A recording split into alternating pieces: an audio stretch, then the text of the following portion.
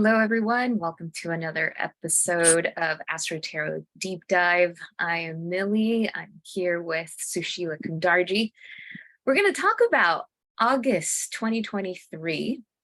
It's an interesting month in that it feels like a continuation still of July in some way, but still in some way it feels like its own container. I don't know if that makes sense, but I think Venus retrograde, whatever Venus retrograde in Leo has come to do for us this time around, August is a month where it's going to happen. It's a month of a Venus retrograde Leo bubble is what I feel it is. Yeah, I think as soon as we got into Leo season in July, right, something shifted. Something definitely shifted. And we don't have that many aspects compared to what we usually have. We only have about 18. We sometimes go up to 30. But this is definitely, I was just saying to you offline, that there's a lot of confrontational energy with the cards. But with this layered energy that we've been accumulating all year, it's softened. And I think that Venus retrograde in Leo is that it's softened because the ego is a little more delicate now. Like it's a little fluffy. Yeah, I think there's a bit of a toning down that has happened with that. And the great thing is that as we move through the month, we get more into Virgo energy that starts to create those connections to Taurus, a lot of grounding energy. So let's get started. The month starts off with a bang. First off, it's important to note that this month has 3 lunar events, 2 full moons, one right at the beginning of the month and one right at the end. So that in itself, we begin the month with a full moon and we end the month with a full moon. Something is ending. Something is really culminating. And that's why it feels like a bubble. So that full moon in Aquarius takes place on August 1st. 2 important aspects of that full moon in Aquarius are that Mars in Virgo creates a trine to Jupiter in Taurus, and Mercury in Virgo opposes Saturn in Pisces. So this feels like just the perfect instructions, if you will, from the universe. First off, we have that Virgo Taurus energy, Earth, right? Mars in Virgo wants to be strategic about how it's going to move forward. It wants to mind, every single step, dot the I's, cross the T's, and that trine to Jupiter and Taurus says, that's great. It's supportive. You're going to grow. You're going to expand by remaining very grounded and honest about what you're really moving towards. Now, the flip side to this is Mars in Virgo, and I'm personally feeling a little bit of it, so this might help. You have a ton of ideas because Virgo, ruled by Mercury, you have a ton of ideas and you want to do them all, and there's no organization. That's where the power of discernment of Virgo has to come in. What really matters at this time? What do I actually have the energy for? And can I move some of these things till later on? The organization, whether it's in projects, at work, in life, is going to help massively. Otherwise, this can be very overwhelming.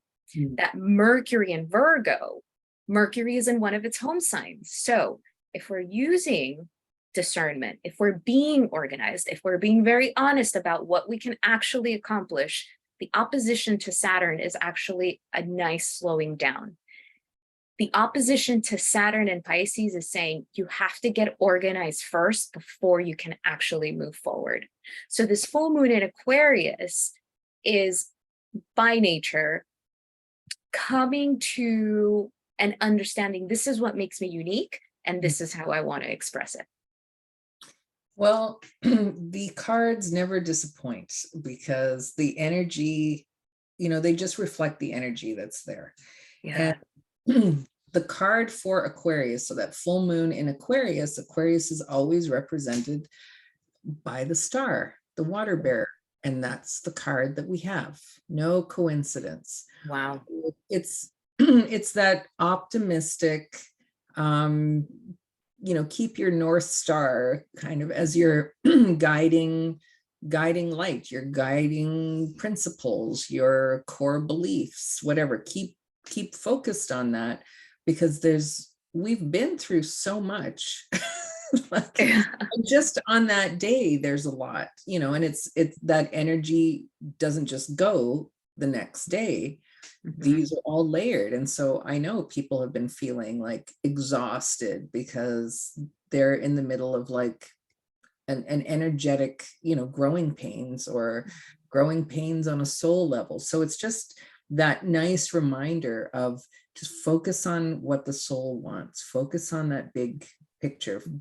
And that big picture is optimistic. You don't have to try and be optimistic. Once you envision that, it keeps you in line, basically. All the little petty stuff falls away. Then for the other two aspects, I actually have the Two of Cups and the Eight of Pentacles, which is a very interesting energy. So the Eight of Pentacles is all about completing all those little tasks. So you talk about, all these different options, but this is like, well, on a practical level, don't forget to get that certificate, and don't forget to wrap up that, self-help book you were reading. And then don't forget to send that letter and clear your office and sign up for the whatever, and actually complete the thing and stick to your diet and do.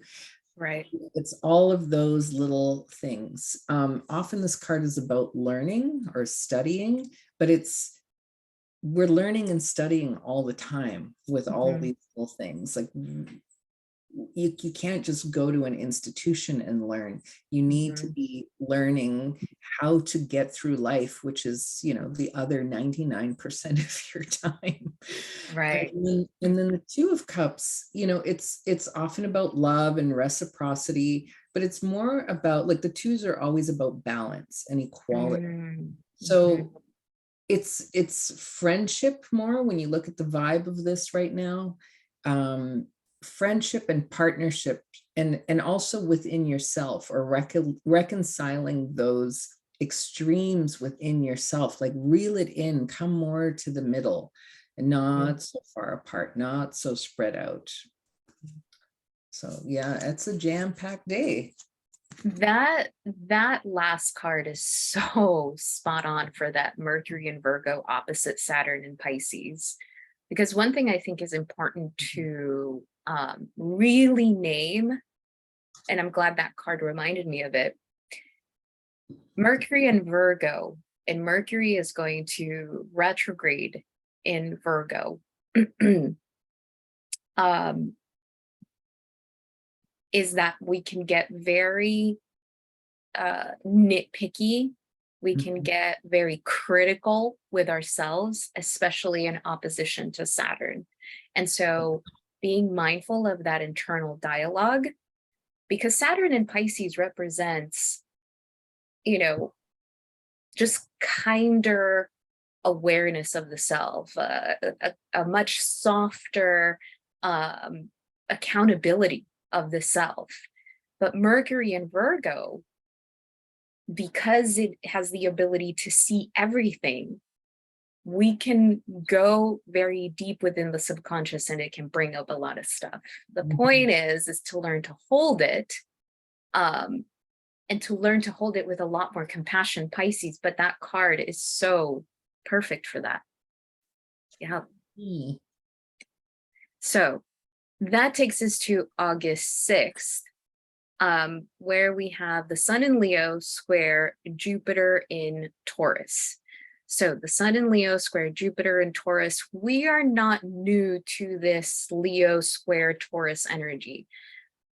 Mercury did it when it was in Leo, June, July. Venus has been doing it since it entered in July. So this has been this energy of the Sun in Leo, the ego, right? Which with Venus and Leo retrograde right now, it's a little subdued. The Sun in Leo square, Jupiter in Taurus. How am I expressing myself? With a square, with a 90-degree angle, the expression can be a little over the top, but the question is why? Mm-hmm. If it's over the top, why are we trying to be heard so badly? Or who are we trying to get to listen to us? And if we're trying that hard, are we in the right space? Jupiter in Taurus reminds us of coming back to self-worth, self-value, Taurus, and Leo reminds us that we're ruled by the sun, and the sun doesn't have to try to shine, it just does. Mm-hmm. Well, a card that has popped up in every personal reading I've done for several weeks, and it was our card of the week a few weeks ago. It's a very visceral card. It is the 10 of Swords. Tens are the end. I mean, technically nines are the end. We go from 1 to 9, we get to 10. It's just before the reset button. It's just at our saturation point. It's like the end of a cycle. It's the maximum antagonism that you feel, but most of it is within yourself. So it's like what you're saying. It's like, why am I fighting? Why am I screaming? Why am I yelling? It's like the maximum before you don't have to do this anymore. Not because all the problems get resolved instantly, but it's the maximum. It's like time to shift again back to the beginning. It's often depicted by, somebody lying down with 10 swords in their back. And it's not a pleasant image. It's excruciating, but it's like once you get to that point, it doesn't go to 11. It starts over. That's such a great point, because there's something about this month that I think has to almost explode or implode for us to finally get to this point to ask ourselves, what's the point? Like, why am I doing this? Because this has so much around it has to do with Venus retrograde. Is I think some of the questions that can come up, and this is actually a really great segue to August 9th, where Venus retrograde in Leo squares Uranus in Taurus, and Mercury in Virgo creates a trine to Jupiter in Taurus. That Venus square Uranus, that's not new. We have experienced it once before, July 2nd. The next one is going to be August 9th, and the next one is going to be September 23rd. So that's a story that's unfolding. I think, and Uranus by nature is the disruptor of a pattern, but Venus is retrograde. So one, what are some stories, behaviors, narratives that are coming back in relationship that are disrupting current relationship? And is that on you? Is that them? Is that something fundamental in the relationship? But I think what Venus retrograde is asking us is, why do we want a relationship? Just why? Really getting to the bottom of the why. And that's going to be very different for a lot of people. And I think that this Venus retrograde in Leo is redefining relationships in a significant way. Yeah. And, you will notice, I mean, once we post this video, that the dates they're spread out a little bit with these. Right.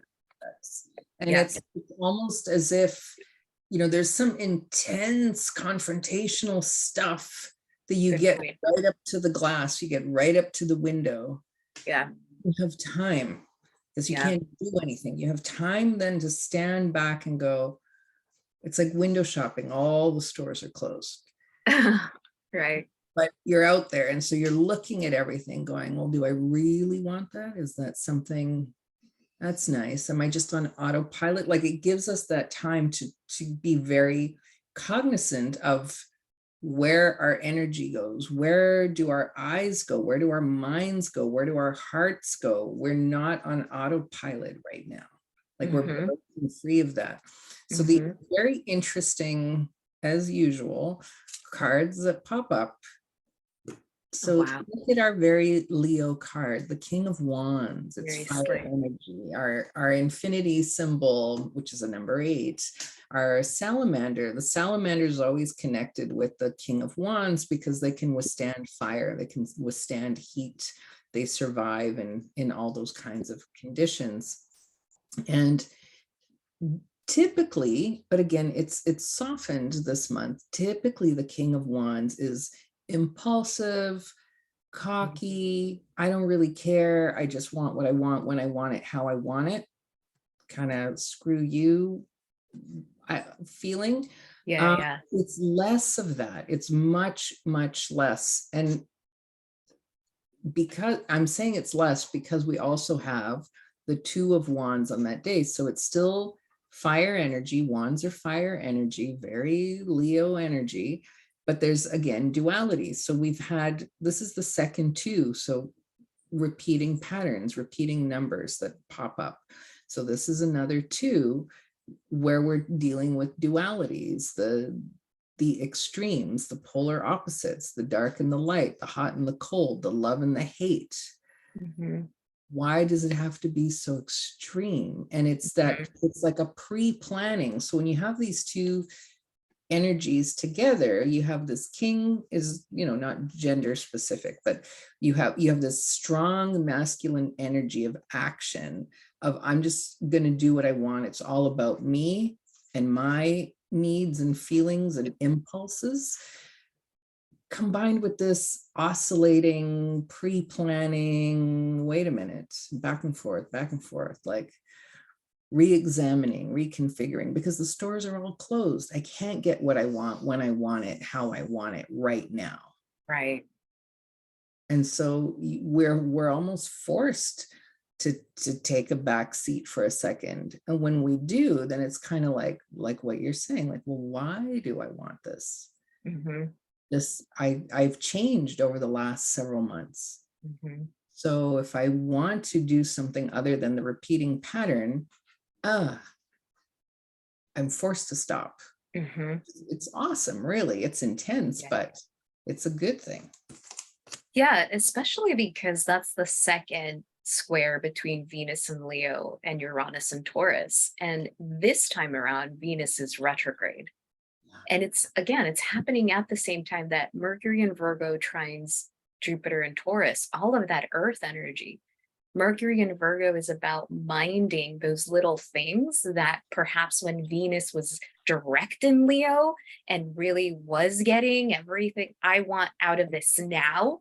Mm-hmm. And now it's like, well, why? Let me just take a moment here. I mean, it's such a month of, yes, a lot of fire, passionate type energy, but I think that's what we need to kind of wake up and really rethink certain things. That takes us to August 30th, where we have the Sun-Venus conjunction in Leo. So this is where Venus retrograde meets the Sun in Leo. Notice how there has been a buildup the first 2 weeks of the month for this conjunction. Every single retrograde, Venus comes together with the Sun somewhere halfway between its retrograde cycle. This is an understanding. This is an understanding around Leo themes. Leo themes being what brings me joy, what helps me feel connected to my life, my vitality, my creativity. What is my relationship to my ego? I think there's a lot of parts of our ego that we're kind of stripping behind with this Venus retrograde. Venus relationship to self, to other, Leo ego, identity. There is a clarity that comes with this. And I think that because of everything else happening in the sky at the moment too, is somewhat irreversible.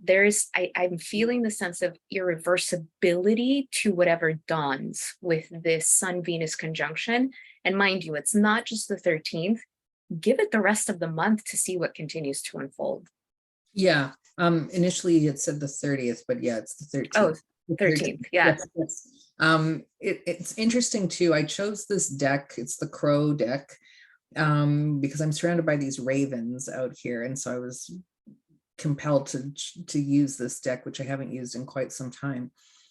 The card that I have for today is typically, or for that day, is typically about minor annoyances, frustrations, squabbles, whatever. And most of them are internal. They're very small energies. Mm-hmm. Mm-hmm. But in this deck, so that's the 5 of Wands that I'm talking about. But in this deck, it doesn't look frustrating at all. In fact, all of the crows have a different color wand that they're holding on to. It's like the colors of the rainbow, but there's only 5 of them instead of 7. But the fact that the birds are in flight is a lot of communication. And it's almost like taking all the pieces and putting them in place. Like it's beyond the frustration. We've moved beyond that. And we're now beginning to put those things where they go. It's like, it's kind of like the aftermath, when you've had a temper tantrum, but you're all by yourself. You might have smashed something or stomped something or slammed something, and it's caused a little bit of damage. You go and fix it before anybody has seen it, kind of. It's that is the energy of this. We've moved beyond, we've transcended the minor frustrations, and we're putting all of our little things in place. And there's an air of communication too around this, of maybe expressing something or receiving information. Somebody else is expressing to us. So there may also be a pause there. Somebody may express something to you that normally you would maybe fly off the handle about, and you kind of don't. You kind of like, well, what if that is true? I think this whole month we're a little more receptive to things that may have in the past, or even just last month, gotten a rise out of us, or a more pointed reaction. Whereas now it's like, well, yeah, all of these things can be true. Right. That's this Sun-Venus conjunction, as I said, carries on. And that takes us to August 15th, where the Sun in Leo creates a square to Uranus and Taurus. So earlier in the month, the Sun in Leo created a square to Jupiter and Taurus. Again, Uranus is the disruptor of patterns. When Uranus and the Sun meets, there is a disruption, an interruption in the pattern of the ego, the Sun, in the pattern of a particular part of our identity. The more that I think about it, August is really one of those turning point months. I think we're going to look back at 2023 and see how there was a significant shift that even if it's not with others, even if it's within ourselves, we're going to look back and say something really shifted within me. So the Sun square Uranus, on the one hand, it can be rather erratic. So, kind of expecting the unexpected, a change in plans with others. People might be a little more reactive or want more space, that very Uranian energy of give me some space because there's something going on. I don't fully understand it. But to me, this feels like a continuing of aha moments, light bulb moments. And really from that August 13th, August 15th, there is a significant separation, or the understanding of a separation from something we held on to with a lot of love, I think, whether it's us or someone else or something, but there's a little bit of a separation process there, I think.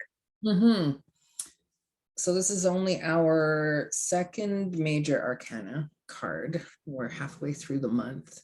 So there's a lot of those minor energies, and then we have this major one again. So it's a 7. It's the Chariot. The Chariot again is about balancing the dark and the light. And the two things, two energies are present at all times. And it's also about divine timing. So I think at this point, we're beginning to understand that we are actually not in control of stuff. Like we put our little wish list out there and then we take our little steps, but the universe is doing all kinds of stuff in the background. I mean, nothing goes according to plan when you over plan. If you want to take, every little detail into account, that is a recipe for disaster and disappointment. The fewer details, the better. Things go more according to plan. You have more spontaneity than, tower moments. So it's like about being taken on your path. Just drive, just sit behind the wheel and pay attention, but the path is unfolding before you. It may be quick or may be slow, but you can't change the speed of it. So it's not to say that it's a slow energy for everybody or it's a fast energy for everybody.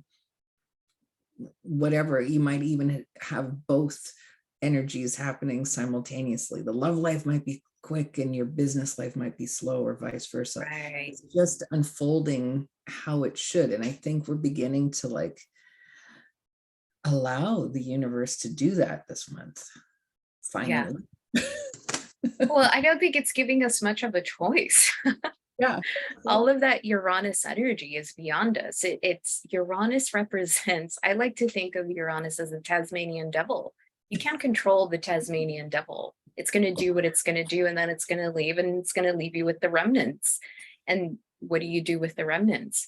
So very interesting. I think it's a very interesting energy around who we consider ourselves to be. That really continues to come up in as I look at the energies. I'm like, who we think we are, we're finally realizing we're not that. And again, that's a very broad statement. So that's going to look very different for different people. Okay, August 16th, we have the new moon in Leo. This is so interesting. It's a new moon in Leo. And on the same day, we have Mars in Virgo create a trine to Uranus in Taurus. So what you were just saying, right? Mars in Virgo, we want to mind all the details. We want to go step by step. But the trine to Uranus in Taurus is a friendly reminder of leave room for spontaneity. Leave room to be pleasantly surprised, Uranus, and know that you are supported, Taurus. This new moon in Leo is setting the intention for a new way of expression, either expression in relationships, expression of yourself, of your creativity, of your work, but still very grounded. It's still beautiful energy for planning. Give it at least till the end of the month to move forward with this new moon intention. I think it's a much better energy. But if you're not sure on what your intentions with this new moon in Leo are, I think that's normal. Because if all of this Leo energy is shedding a part of our identity away, then it's almost a reintroduction to the self. Yeah. Again, super interesting cards. While you may see my dog in the background catching a moth or something. Spontaneous, yes. We've got the Eight of Swords combined with the Ace of Cups. Those are, drastically different energies in one day. However, if we look really closely here, I think it's the only deck that I have where the sun actually looks like fire, which brings us into, that it's a very Leo feeling Ace of Cups. There's all the nice little lotuses happening and all the typical, love and spilling over and all that kind of thing, which we'll go into in a second. But the Eight of Swords, the sky is clearing. It's partially dark, it's partially obstructed. There is light coming in. It's like right after the storm. The figure, the protagonist, is always loosely bound by something. So it's like we're caught up in our own nonsensical ideas of whatever. Ourselves, our identity, other people, limiting beliefs in any subject matter, other people, relationships are, money is this, I am that, a person who does this job is, somebody who doesn't is that, whatever. It's all a construct. None of it is real. And then we have that Ace of Cups, which is like the beginning of new love, creativity, warmth, prosperity, even. It's all the things that feed us, that make us feel good and happy, the reason why we do all the other stuff. This card is more of a protective, you learn by pain over time, and you end up with these limiting beliefs, thinking it's always like that. And it's that Ace of Cups showing up is like, it's not always like that. This is the time where you get to start a new thing, a new belief, implant a new thing. And again, there's a feeling of this isn't just coming from within ourselves. This is some energy outside of ourselves that is like triggering, oh yeah, I need to have a new thought. Right. We need to implement a new plan, a new strategy. But I say strategy, it's not in a analytical way. It's a strategy that's really in a heartfelt way. Yeah. That's so powerful. And I want to name that for anyone who's watching this, because I don't think, it's more towards the end of the month, and we'll get to it in a little bit, where there is a connection to Pluto retrograde in Capricorn. But one of the things that is playing in the background, and if there's anything you remember for the rest of the year, is this: Pluto retrograde in Capricorn is creating a sextile to Neptune in Pisces. That has been an ongoing sextile for the last couple of years. And what that means is think about the immense transformation that we've all endured in the last couple of years, Pluto in Capricorn. But the sextile to Neptune in Pisces is, think about how we have leaned into, especially anyone watching our channel, spirituality, greater understanding of others, of ourselves. That Neptune in Pisces is the seeking for a spiritual connection. What you just said, I feel, is that it's always playing in the background. It's absolutely playing in the background through the end of the year till about mid-January 2024. That's big, because to your point, it's that beautiful combination of Pluto in Capricorn, earth energy, to Neptune in Pisces, all water, all spirit energy. There's a beautiful combo there. There's transformation that gets to happen, that gets to feel palpable when it comes from spirit. And we get to create, a bridge, a channel, whatever it is between us, the human, and that part that is very real. Yeah, I think, we're in a strange time, halfway through July, probably most of August. Yeah. We really feel that we might not recognize ourselves, because the pieces are they're falling out and new pieces are coming in, and we're this mosaic that hasn't quite configured that new person who we're going to be once Pluto goes back, goes direct again at some point. But it's really strong right now, because it's kind of like at the 50-50 point, half old, half new, and we're still not sure which pieces are going to land where. That's how it feels to me. Yeah, I definitely feel that. I think that one of the things I've noticed in consultations is so much of the old stuff is coming up for people. And when old stuff comes up, people, tend to freak out. Like, I thought I wasn't going to do that. I thought I had already done that. And I think that what you want to be mindful of is it's being presented to you so that you can observe how you hold those belief systems, those thoughts, those patterns with the wisdom that you have now and that bridge that you've created between you and spirit. Mm-hmm. I honestly believe that, because think about what happens when those old thoughts, disruptive thoughts, Uranus and Taurus, come in, and you come back to what you know, to your wisdom that you've cultivated. It's an easier way back. And that matters. Yeah. So, where were we? August 22nd. Yeah. August 22nd, Venus in Leo creates a square to Jupiter in Taurus, and Mars in Virgo creates an opposition to Neptune in Pisces. So both cosmic lovers doing stuff in the sky. They're a little lost. These are, these are harsh aspects. Important to name, this is the second time that Venus in Leo creates a square to Jupiter and Taurus. The first one was June 11th. Think about that time. I know it was a very interesting month in relationship for people. Second time, August 22nd. And third time will be September 17th. So we're in the middle of the story right now. Venus square Jupiter.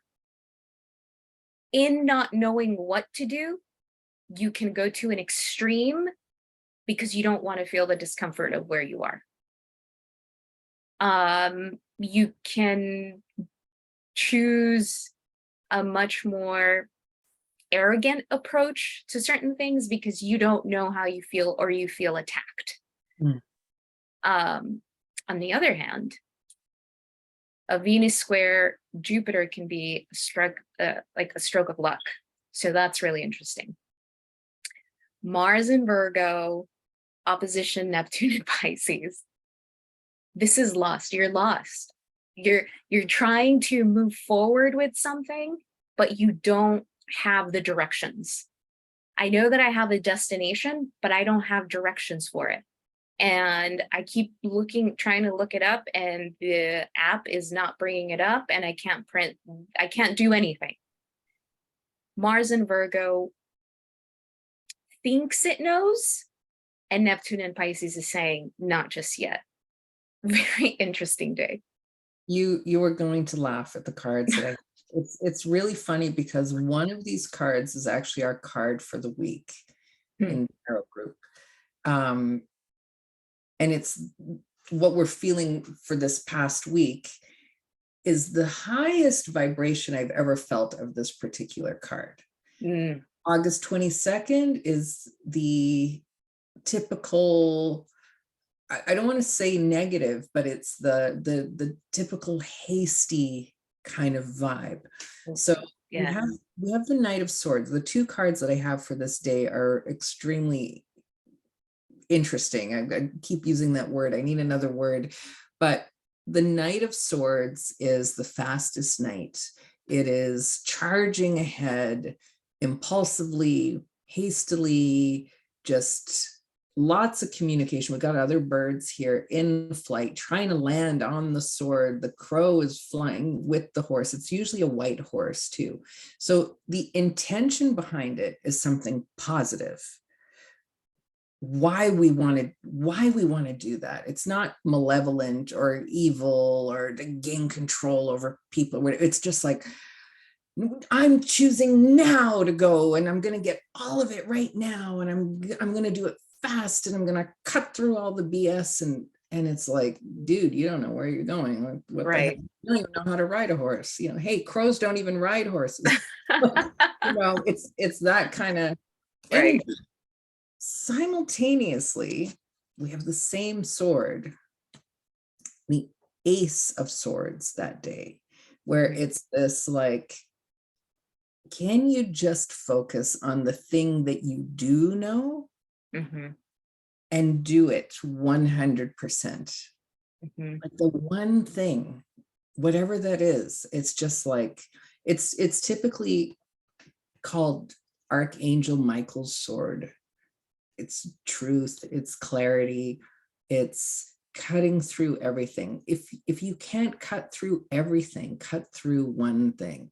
Like, what is the one thing that I do know for sure?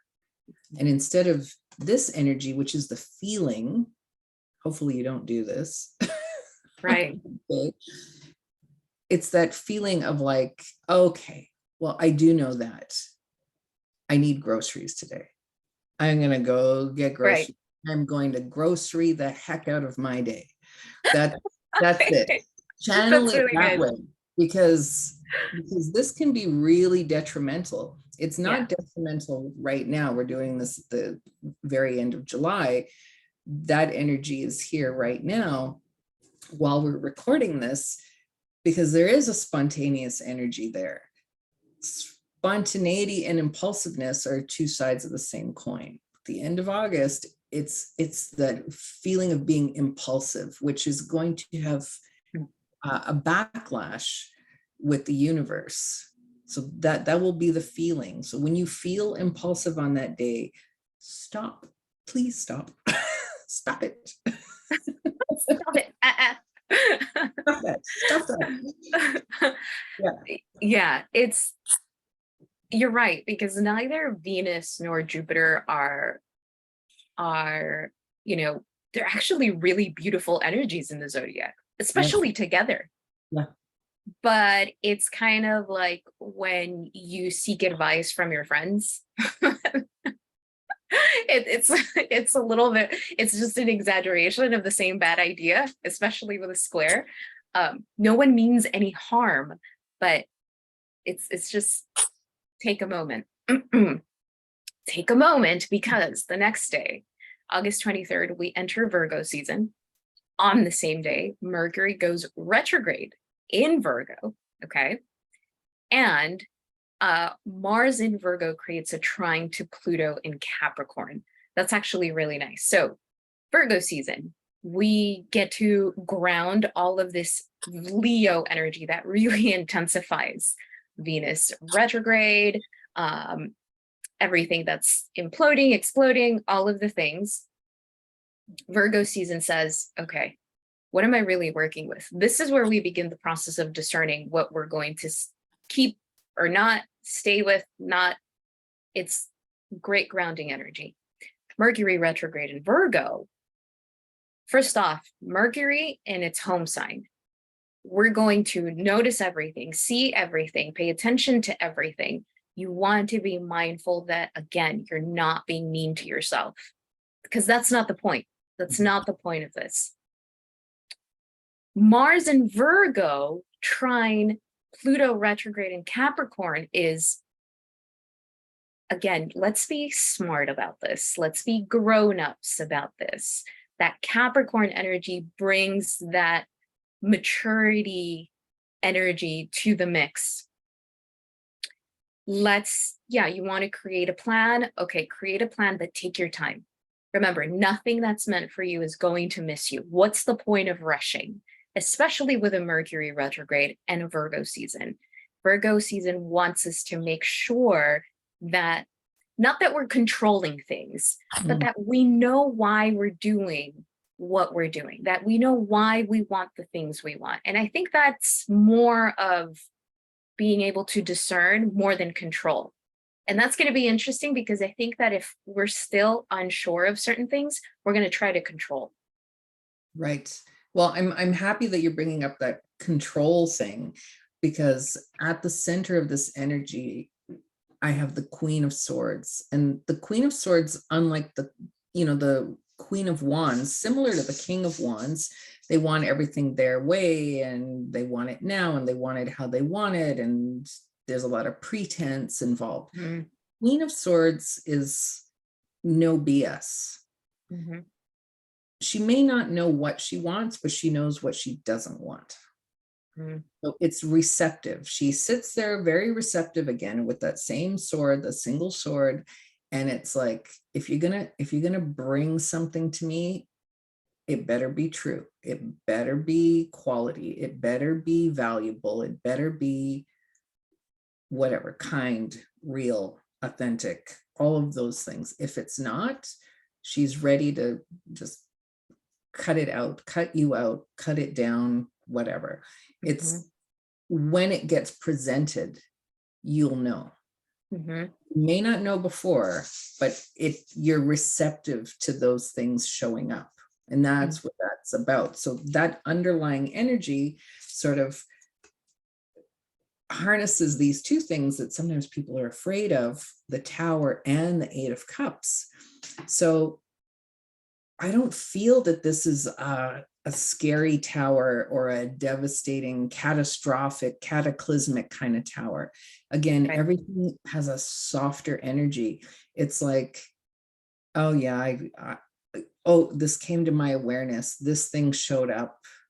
I don't want that. I remembered that I don't want that. I put the intention out there 6 months ago. I don't want that. I don't want to do this again. And it's then walking away. You just walk away and you go into this direction where she represents clarity, but it's not necessarily foresight. It's clarity as the stuff shows up. So you can tear it down, you can turn your back on it.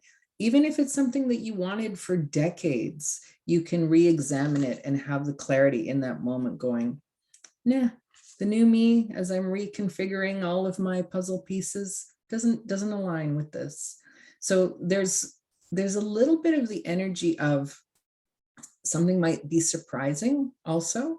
You may find it surprising how easy you can say no to something, how easy you can let go of something, how easy it was for you to suddenly shift your mindset from whatever, an addictive behavior or thought or pattern to just kind of going, oh, yeah, I don't need that anymore. It doesn't fit.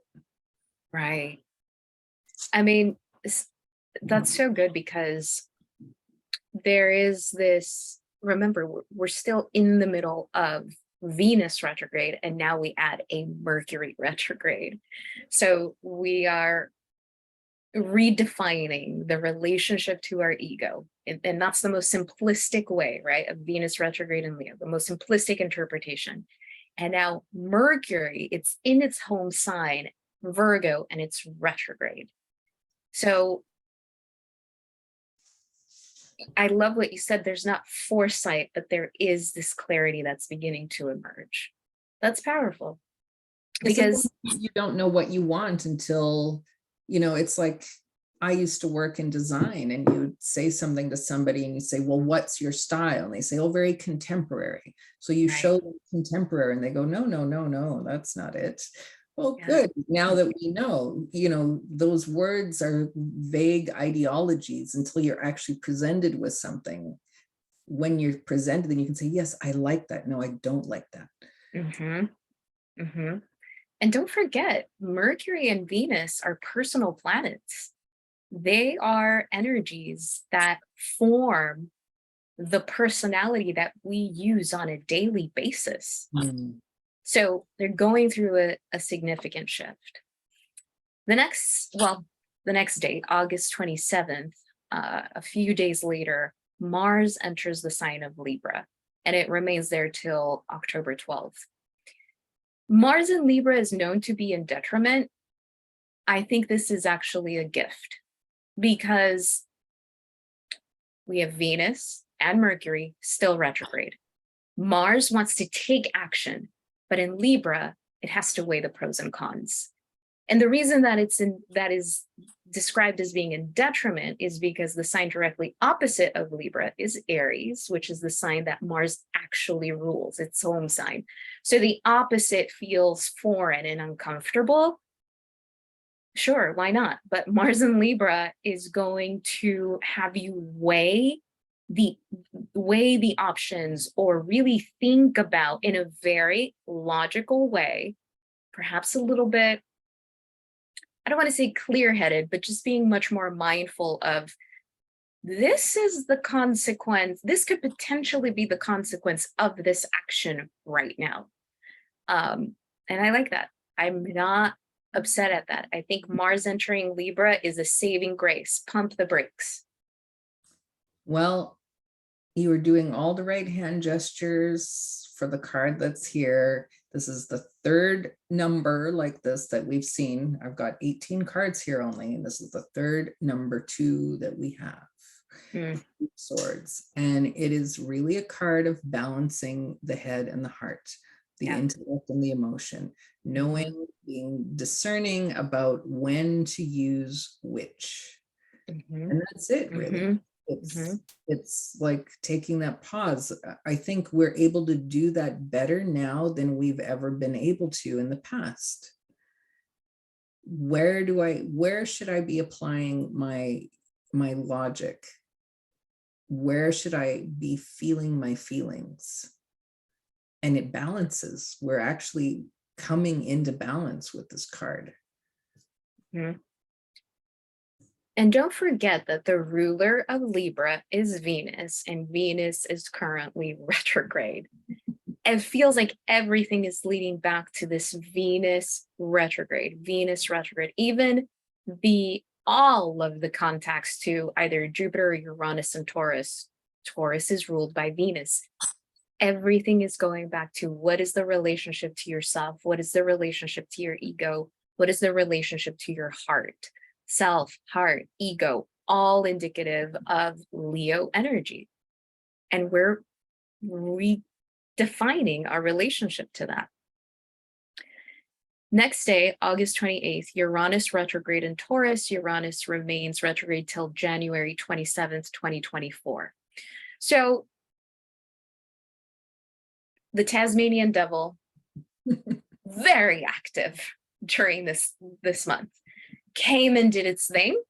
This is it leaving and leaving you with the remnants. That's what those now in its retrograde period, you get to deal with the remnants. So what that means is that really between now, whatever Uranus has done, sparked up, interrupted, we have between now and January to kind of assimilate to the new pattern that needs to be created because Uranus has disrupted it. And it's been doing that for quite some time.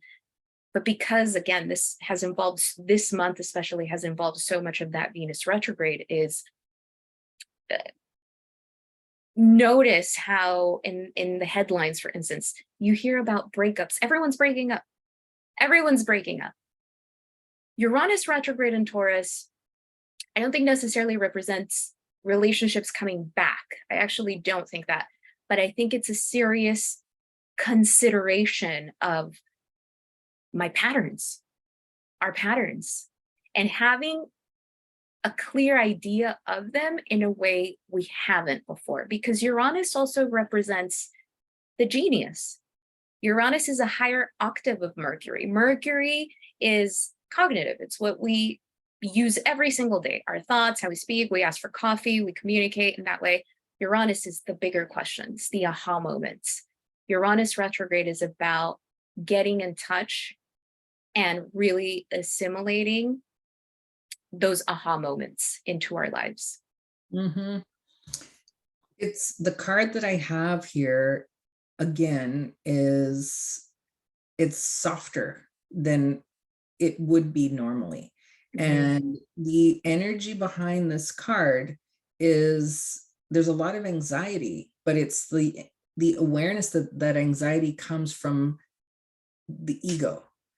If we didn't have the ego, we wouldn't be overthinking everything and being up all night going, but they said, but then I did, and they, and why, and like, what am I gonna, if that wasn't a clue, it's the 9 of Swords. Yeah.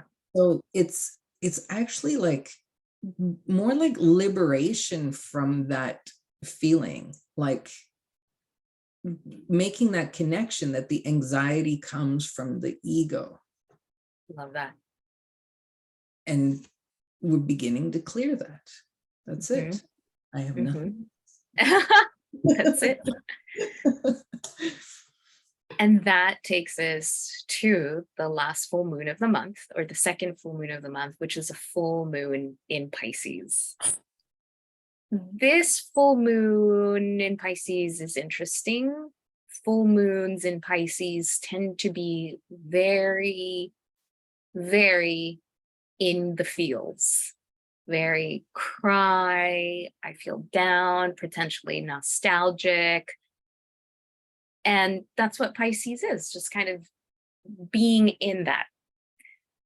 The thing is that this full moon in Pisces is conjunct Saturn. So Saturn brings this element of reality that says, yes, you can release that, mourn that, grieve that, understand that it's an ending of some sort. But there's a different level of acceptance. Pisces in a lower expression can be rose-colored glasses. No, it's not ending. It's meant to be forever. And this Saturn right next to the moon there brings some grounding that we need to not pretend that everything we've seen throughout the month is just, no, that's not true. Saturn in Pisces brings a certain level of self-accountability to where not only can we can't unsee what we've seen, but we also can't continue lying to ourselves. We have just a spectacular card that has, you mentioned rose-colored glasses. It's got roses in it. It's still got this Leo energy happening, which there's a lot of similarity to when we had that King of Wands. So we have the symbol, the lion, you know, the sun, all of that. Okay, so we have a number 8 again. We have strength. Wow. We have the lion. We have the crow sitting right there. You know, the lion could just eat him in one gulp. That infinity symbol, the gold in the background, the higher consciousness. It's the strength of understanding the emotions. When you actually validate your emotions and you're not running wild with them like this, overthinking everything, this is like being confident in your emotions, like going, you know, if it's love, you know, if it's about love relationships, let's say, or friendships, you know who your people are, you know what you see in somebody else, you know what's just frivolous and not worth your time. Like, it's a very strong, confident, courageous energy. So it has far less of the dreamy Mercury, you know, not Mercury, murky. That's maybe a Freudian slip there in the, you know, because we are like that typically. The full moon in Pisces of, you know, very fluid and just flow wherever. It doesn't have that feeling because we have all those energies layered on since, like, when did Saturn go into Pisces? March. So it's, and then Pluto retrograde, you know, all of these things are just, they're all there. They're still going in the background. So it's, I'm happy there's only 18 different aspects this month, because we need time to feel, process them, and not have 12,000 different emotions to, you know, feel and file.